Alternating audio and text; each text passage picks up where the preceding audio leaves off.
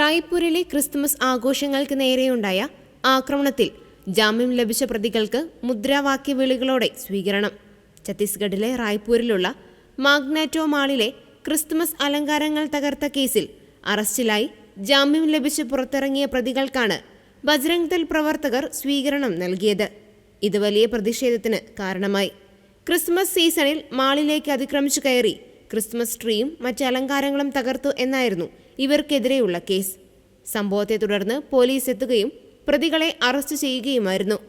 എന്നാൽ ജാമ്യം ലഭിച്ച പ്രതികൾ പുറത്തിറങ്ങിയപ്പോൾ മാലയിട്ടും വാദ്യമേളങ്ങൾ മുഴക്കിയും വൻ സ്വീകരണമാണ് അനുയായികൾ നൽകിയത്. സോഷ്യൽ മീഡിയയിൽ പ്രചരിക്കുന്ന വീഡിയോകളിൽ ഇസായി മിഷണറി മുർദാബാദ് തുടങ്ങിയ വിദ്വേഷ മുദ്രാവാക്യങ്ങൾ വിളിക്കുന്നതും ദൃശ്യമാണ്.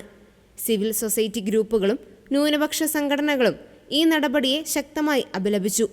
ഇത്തരം ആക്രമണ പ്രവർത്തനങ്ങളെ പരസ്യമായി ആഘോഷിക്കുന്നത് സമൂഹത്തിൽ അസഹിഷ്ണുതയും വർഗീയ സംഘർഷങ്ങൾക്കും കാരണമാകുമെന്ന് അവർ മുന്നറിയിപ്പ് നൽകി. ജാമ്യമെന്നാൽ കുറ്റവിമുക്തരാക്കപ്പെട്ടു എന്നല്ല അർത്ഥമെന്നും ഇവർ ഓർമ്മിപ്പിച്ചു. സംഭവത്തിൽ അന്വേഷണം തുടരുകയാണെന്നും നിയമപരമായ നടപടികളുമായി മുന്നോട്ടു പോകുമെന്നും പോലീസ് അറിയിച്ചു.